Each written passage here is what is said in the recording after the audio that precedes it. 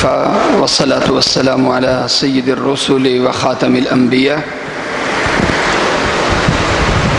أما بعد فأعوذ بالله من الشيطان الرجيم بسم الله الرحمن الرحيم يا أيها الذين آمنوا إذا نودي للصلاة من يوم الجمعة فاسعوا إلى ذكر الله وذروا البيع ذلكم خير لكم إن كنتم تعلمون فإذا قضيت الصلاة فانتشروا في الأرض وابتغوا من فضل الله وقال الرسول صلى الله عليه وسلم لا يزال أحدكم في صلاة ما انتظر الصلاة وقال صلى الله عليه وسلم إن ترهب أمتي الجلوس في المساجد انتظار الصلاة أو كما قال عليه الصلاة والسلام۔ قرآن کریم میں اللہ تعالیٰ کا ارشاد ہے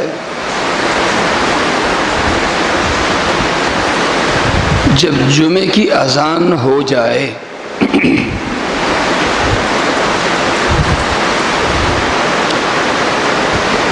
تو دنیا کا کاروبار، اپنا کام کاج، خرید و فروخت سب چھوڑو اور اللہ کے ذکر کے لیے مسجد کی طرف دوڑ پڑو۔ فسعوا ہے، تیاری نہیں، یہ اذان ہوئی، یہ سب چھوڑا اور دوڑ پڑو۔ کس لیے جی؟ مسجد میں حاضری کے لیے۔ آگے فرمایا فَإِذَا قُضِيَتِ الصَّلَاةُ،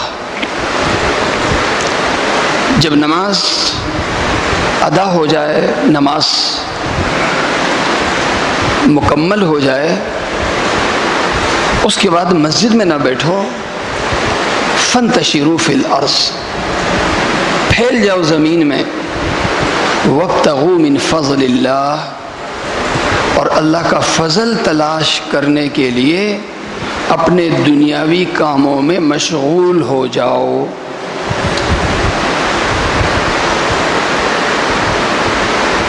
اس آیت نے ہمیں ایک ذہن دیا ہے، میری مسجد میں حاضری کب ہو؟ آیا اقامت سے ہو یا اذان سے ہو؟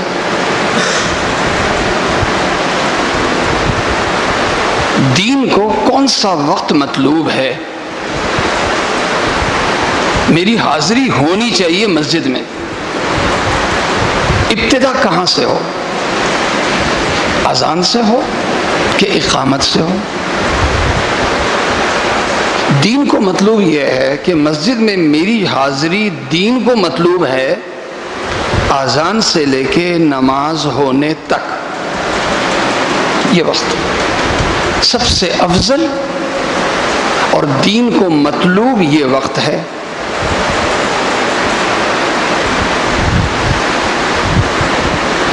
پہلے حاضری کیوں ہو؟ اذان سے پہلے حاضری کیوں ہو؟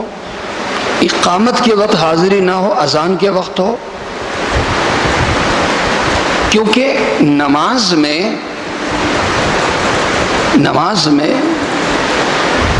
دین کو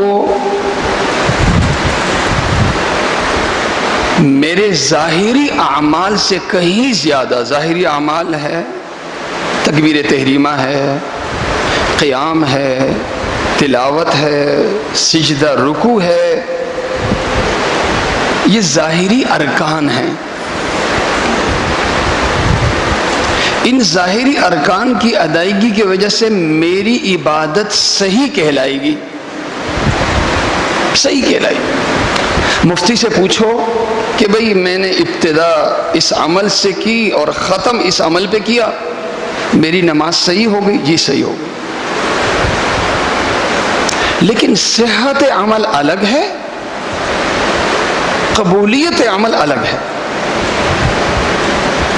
میرے عمل کی قبولیت ان اعضاء پہ منحصر نہیں ہے، میرے عمل، میری نماز کی قبولیت کا انحصار میرے دلی توجہ پہ ہے کہ میں نماز پڑھوں تو میرا دل اللہ کی طرف متوجہ ہو، تبھی میں نماز کے فوائد حاصل کر سکوں گا۔ اور اسی کو کہتے ہیں خشوع خضوع، دل کی توجہ چاہیے۔ سارے اعضاء حرکت میں لیکن دل کہیں اور ہے، دماغ کہیں اور ہے۔ میرا دل، میرا دماغ حاضر ہو، یہ تبھی ہو سکتا ہے کہ میں نماز سے پہلے نماز کے انتظار میں بیٹھا رہوں، ذکر میں مشغول رہوں۔ اب دوسری جگہوں سے آ کے جب یہاں آؤں گا تو یہاں کا ماحول میرے دل و دماغ کو متاثر کرے گا۔ اب میں جب نماز پڑھوں گا تو باہر کی فکریں میرے دماغ میں نہیں ہوں گی، یہاں کی توجہ۔ تو عمل صحیح ہونے کے ساتھ ساتھ قبول بھی ہو، اور وہ تبھی ہے جب دل کی توجہ ہوگی، اور دل کی توجہ ہو یہ تبھی ہو سکتی ہے جب میں مسجد میں حاضری نماز کی اقامت سے نہیں بلکہ مسجد میں حاضری دوں اذان سے۔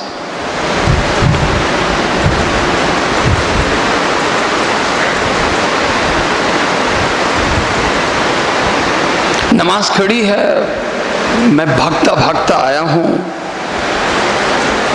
اب سیدھا میں نماز کی میں نے نیت باندھ دی،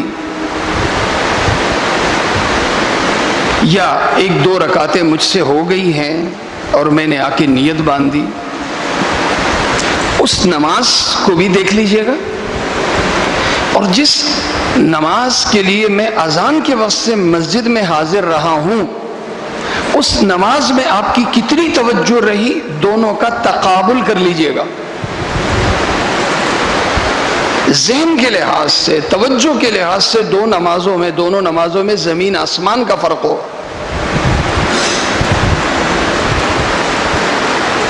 ایک طالب علم کی حاضری سے، جسمانی حاضری سے کہیں زیادہ اہم اس کی دماغی حاضری ہوتی ہے۔ اسی لیے بچے کو تربیت دی جاتی، اسکول ٹائمنگ الگ ہے، کلاس ٹائمنگ الگ ہے۔ بچے نے آنا ہے جی 7:30 بجے آنا ہے، بھئی کلاس تو 8 بجے سے سٹارٹ ہوگی، نہیں 7:30 بجے آنا۔ 7:30 بجے کے بعد آئے گا، یہ غیر حاضر تصور کیا جائے گا۔ 7:30 بجے آئے گا، اپنے بہت سے کام، منتشر کاموں کو، اپنے دماغ کو یکجا کرے گا، اپنی چیزوں کو یکجا کرے گا۔ 8 بجے جب کلاس شروع ہو تو اس کا ذہن کسی اور چیز میں مشغول نہ ہو، اس کی کوئی چیز آگے پیچھے نہ ہو۔ اس لیے ہمیں اس کی حاضری چاہیے کم سے کم آدھا گھنٹہ پہلے۔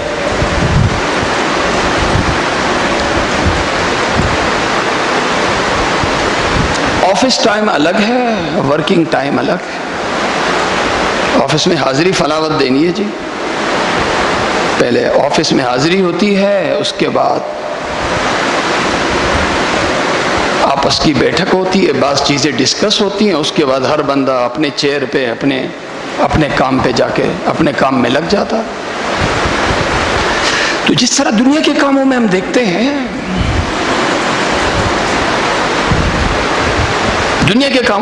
ہیں، ہمیں اس کی تربیت دین مسجد سے دیتا ہے، نماز سے دیتا ہے، کہ میں چاہوں کہ میرا ہر کام توجہ سے ہو، دل و دماغ کی حاضری سے ہو، تو میں مسجد کو وہ وقت نماز کے بعد نہ دوں، نماز سے پہلے دوں۔ آخری رکعت میں صاحب شریک ہوئے، اس کے بعد بیٹھے ہوئے نماز کے بعد 15 منٹ 20 منٹ ذکر میں تلاوت میں لگا رہے ہیں. اس سے کہیں بہتر ہے کہ جیسے اذان ہوئی مسجد میں حاضر، تاکہ اصل کام 100% ہو.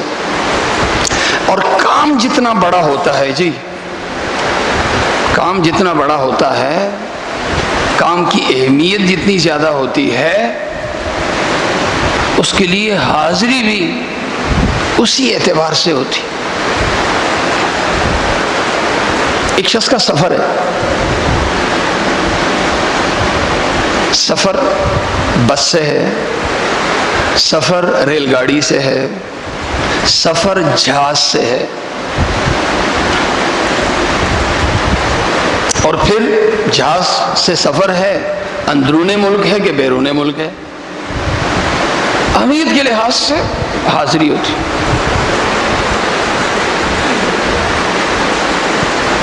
بس سے سفر ہے، آدھا گھنٹہ پہلے پہنچ جاؤں بہت ہے. ریل گاڑی سے سفر ہے، 1 گھنٹہ پہلے پہنچ جاؤں بہت ہے. جہاز سے سفر ہے جی، اندرون ملک ہے، 2 گھنٹے کم سے کم پہلے پہنچوں، تاکہ فلائٹ سے پہلے جو ضروری اعمال ہیں وہ میں پورے کر لوں، پھر ذہنی پریشانی مجھے نہ ہو. بیرون باہر کا سفر ہے جی، 3-4 گھنٹے کم سے کم پہلے حاضری ہو. تو ایئرپورٹ ٹائم الگ، فلائٹ ٹائم الگ، ریل گاڑی کا ٹائم الگ، اسٹیشن میں حاضری کا ٹائم الگ، بس ٹائمنگ الگ، اڈے میں حاضری کی ٹائمنگ الگ.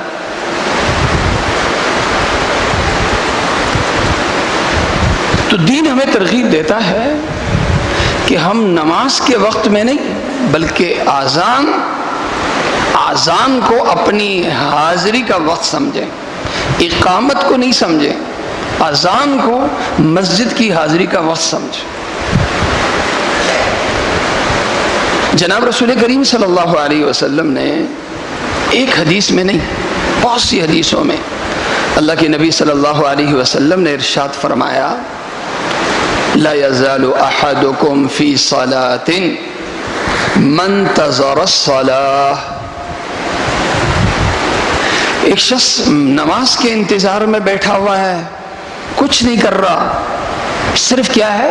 انتظار ہے، انتظار میں بیٹھا ہوا ہے. دکھنے میں انتظار ہے لیکن اسے ثواب نماز کا مل رہا ہے.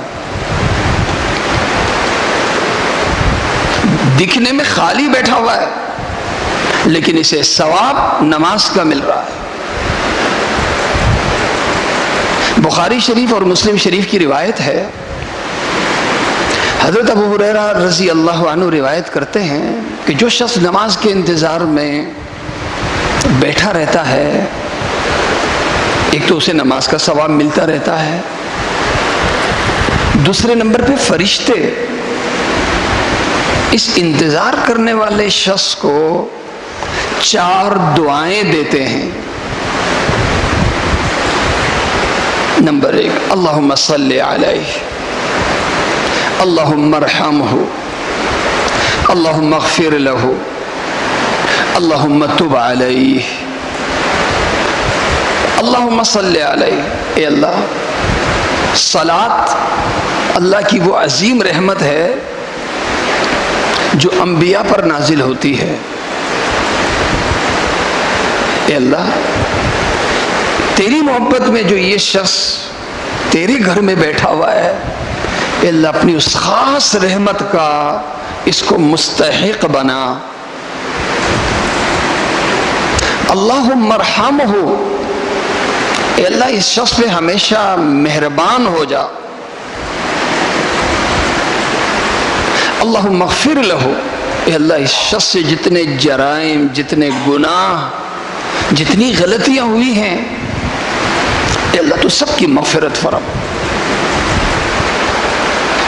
اللہم تب علیہ، اے اللہ یہ شخص جب بھی آپ سے معافی مانگے، توبہ کرے، تو اے اللہ تو اس کی توبہ قبول فرما. یہ دعائیں ہوتی رہتی ہیں نماز کھڑی ہونے تک.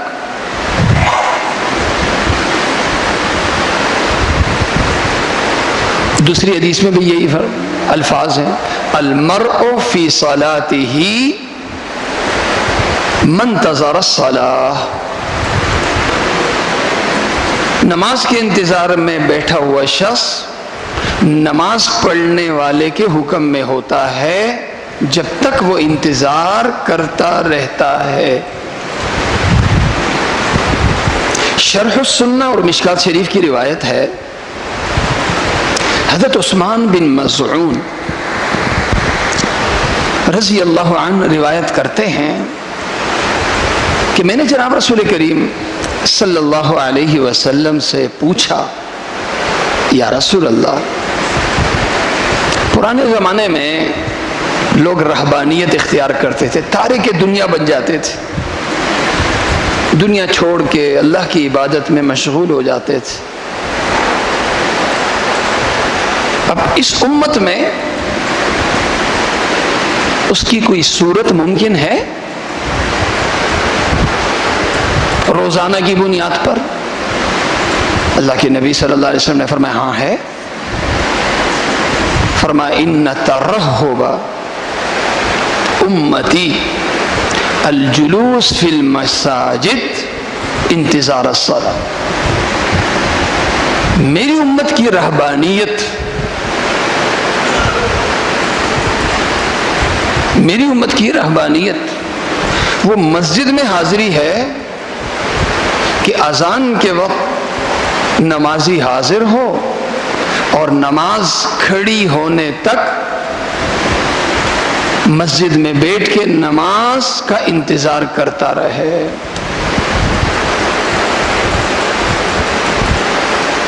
ہر 5 نمازوں میں دین مجھے یہ تربیت دیتا ہے کہ مسجد ٹائم الگ، نماز ٹائم الگ۔ مسجد ٹائم پہ حاضر ہونے والے نمازی، ان کی نماز خشوع خضوع کے ساتھ ہوتی ہے، اور نماز کے وقت پہ حاضری جن کی ہوتی ہے ان کے دماغ ادھر ادھر منتشر ہوتے ہیں۔ پھر ہفتے کے پورے نمازوں میں بہت اہمیت، جیسے روزانہ کی 5 نمازوں میں سب سے زیادہ اہمیت فجر کی نماز کو حاصل ہے، تو ہفتے کی تمام نمازوں میں سب سے زیادہ اہمیت جمعے کی نماز کو حاصل۔ اب جمعے کی نماز کے لیے حاضری دین یہ ترغیب نہیں دیتا کہ عام نمازوں میں جس طرح 15 منٹ پہلے اذان ہوئی اذان کے ساتھ حاضر ہو جاؤ، نہیں، یہ تو تم سے مطلوب ہے، یہ تو کرنا ہی کرنا ہے، یہ تو کرنا ہی کرنا ہے۔ جمعے کے دن فجر کی نماز کے بعد سے، فجر کی نماز کے بعد سے جمعے کے لیے، جمعے کی نماز کے لیے مسجد میں حاضری کا وقت شروع ہو جاتا ہے۔ اسی لیے بہت سے صحابہ کرام رضوان اللہ علیہ مجمعین ہوتے تھے جو دیہات سے آتے تھے، وہ آ جاتے تھے فجر کی نماز پڑھ کے مسجد نبوی میں حاضر ہو جاتے تھے۔ حضرت امام مالک رحمہ اللہ نے اپنے وقت کے لوگوں سے گلہ کیا کہ ہمارے ایمان اعمال اتنے کمزور ہو گئے ہیں کہ اب ہم حاضری 9-10 بجے کے ٹائم دیتے ہیں، یعنی چاشت کے ٹائم دیتے ہیں۔ پہلے وقتوں میں اشراق کے وقت حاضری ہوتی تھی اور اب ہم چاشت کے وقت حاضری دے رہے ہیں۔ گلہ کی اپنے لوگوں سے، اور حاضری میں وہ پہل کیوں نہیں کرتے؟ وہ مشہور سیاہ ستہ کی 4 کتابوں کی روایت ہے جو اکثر جمعے کے دن فجر کی نماز کے بعد درس حدیث میں ہم سنتے ہیں۔ وہ حدیث کیا ہے؟ من غسل یوم الجمعہ واغتسل وبکر وابتکر ومشى ولم يركب ودنا من الامام واستمع ولم يلغ كان له بكل خطوة اجر سنة اجر صيامها وقيامها۔ راوی ہیں حضرت اوس بن اوس، سیاہ ستہ کی 4 کتابوں کی روایت ہے، حدیث صحیح ہے۔ اللہ کی نبی صلی اللہ علیہ وسلم نے ارشاد فرمایا جو شخص جمعے کے دن غسل کرے، صاف ستھرے کپڑے پہنے اور مسجد میں بکرہ ابتکر کا مطلب سویرے آئے، اس لیے حاضری کا وقت جمعے کے دن فجر کی نماز کے بعد سے شروع ہوتا۔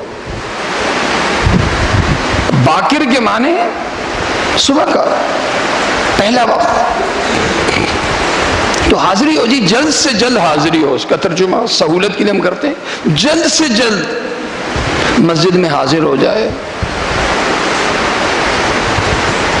اور فضائل کے استحضار کے لیے کوشش کرے کہ پیدل آئے تاکہ پتہ ہو آج میری کمائی کتنی ہوئی۔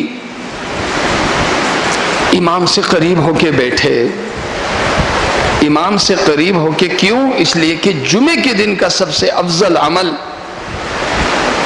وہ امام کے خطبے اور بیان کا سننا ہے، کوئی اور کام نہ کرے، فضول حرکت نہ کرے۔ اس شخص کو اس پر کیا ملے گا؟ فرمایا مسجد کی طرف اس کے ہر اٹھنے والے قدم پر اسے 1 سال کی عبادت کا ثواب ملے گا، 1 سال کی عبادت کا ثواب۔ سال سے مراد تشریف فرمائی ایسا سال جس کی ہر رات، جس کی پوری رات عبادت سے گزری ہو اور جس کا ہر دن روزے سے گزرا ہو۔ پورے سال کے روزے اور پورے سال کی راتوں کی عبادت جس شخص نے گزاری ہو، اتنا ثواب اس پورے عمل پہ نہیں، 1 قدم پہ۔ اگر مسجد میں ہم آ رہے ہیں، ہم نے 1000 قدم اٹھائے ہیں، 1000 سال کا ثواب۔ ہمیں تو فکر ہے لیلۃ القدر سال میں 1 دفعہ، اگر اس کی پابندی کریں تو لیلۃ القدر والا ثواب ہمیں ہر ہفتے مل سکتا ہے۔ تھوڑی سی کوشش ہے، عام نمازوں میں اذان کے وقت حاضری ہے، اور جمعے کے دن طے کرے، جمعے کے دن طے کرے کہ جلد سے جلد میری حاضری، سویرے حاضری نہیں تو جلد سے جلد حاضری، اسے میں ممکن بناؤں گا۔ یہ تربیت ہم لیں۔ ایک تو نماز کی عادت ہے، اپنی عادتوں میں بھی انقلاب لائیں۔ اب نمازی ہیں، نماز کے پابند ہیں، لیکن نماز کس طرح سے پڑھتے ہیں اس کے اندر بھی ہم نے چینج لانا ہے، تبدیلی لانی ہے ہم نے، تاکہ نماز کے جو اثرات ہیں، نماز کے جو وہ فوائد ہیں وہ حاصل ہو سکیں۔ اللہ تعالیٰ مجھے اور آپ سب کو عمل کرنے کی توفیق عطا فرمائے۔ اذان ہوگی، اذان کے بعد سنت ہے۔